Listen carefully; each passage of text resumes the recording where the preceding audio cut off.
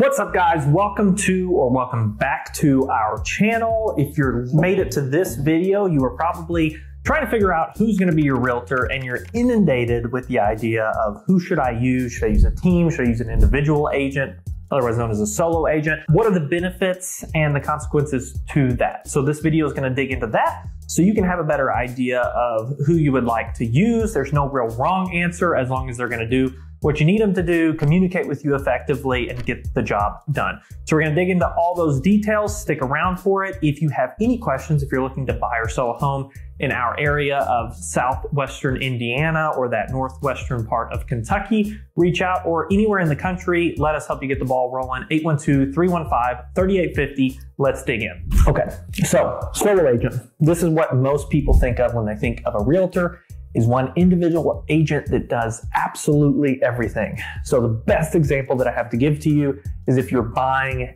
and you're selling, this agent is going to do everything. They're going to help show you homes. They're going to help write that contract, help you negotiate inspections, do all the paperwork on the backside that you'll never see, deal with lenders, title companies. They'll help get photographers and videographers out to your house. If they're a good agent, if they're not doing that, that's a red flag. So really look at that before you list your home with an agent like that. But if they're doing that right, they're going to hire all those people. They're going to help market the property. They're going to do all their own advertising. They're going to help you through those negotiations, meet you at closing. Absolutely everything falls on them. So the great thing, the biggest pro to using a solo agent is you're dealing with one single person for absolutely everything, usually. There are exceptions to that, but for the most part, you're dealing with one person, which is fantastic. Most people love that. There's no miscommunication because there's no one that they can miscommunicate with. So what they hear, what they know is going to be fed straight to you, which is great. A lot of people really appreciate that. Now that cuts both ways though. So the downside to that is if you're using one individual agent, especially who's experienced, who has a lot of home sales under their belt, they probably got a lot of clients and they're having to juggle all those clients, all the paperwork, and then all their business things, because there's a lot that goes on behind this that we just have to run our own business. They're doing all of that at the same time. So communication may get a little slower, the I's being dotted, the T's being crossed on paperwork. You might have some slip ups here and there, things like that. Usually very minor, not a big deal, but they're dealing with a lot and they're working long hours to do that, which can become troublesome at times because you don't have anyone else to reach out to. Now the team is going to be the exact opposite of that for the most part, right? So different teams operate different ways. So if you're interviewing a team, the best question you can ask is, how is your team structured and how many people am I going to be dealing with? So for us, we try and minimize that. You get emails from our administrative supports, maybe some text and a phone call, but for the most part, they're there to assist, making sure I's are dotted, T's are crossed, all the paperwork behind the scenes is filed away and organized properly, helping you schedule things like inspections. But they're not giving you advice. You're not dealing with multiple different people throughout the transaction, except for maybe one other person. That's how our team is set up.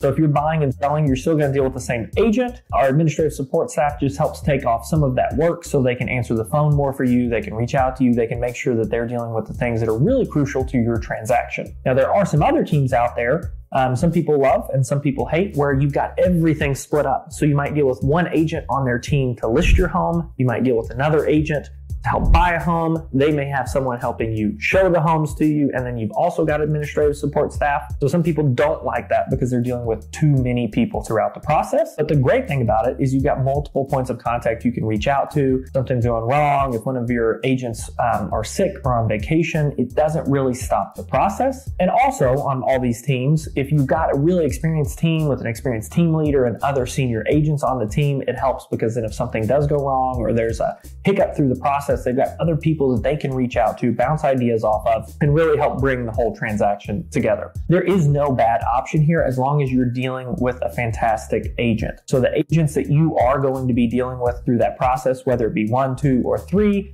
I would recommend meeting them all ahead of time, asking them the questions of how much have they done, how much have they sold, how experienced they are, how many people am I dealing with, what does that look like, to make sure that you're comfortable with it. For us, like I said, we found the sweet spot of having one agent, but then having that administrative support staff. So you do have another point of contact and they can really focus on you rather than all the paperwork and the business items behind the scenes. So when you sit down with your agents, ask them those questions. Don't be scared to. We get those questions all the time, and an experienced agent who's confident in what they do is going to be able to explain to you why that's a benefit and how they operate and how it operates smoothly for all their clients. If they can't do that, that might be a red flag. Interview multiple agents. Make sure that you're comfortable with who you're working with and go from there. If you have any questions, if you're looking at buying or selling in this area or anywhere across the United States, feel free to reach out to us. We are always happy to help get that ball rolling. 812-315-3850. We'll catch you next time. See ya.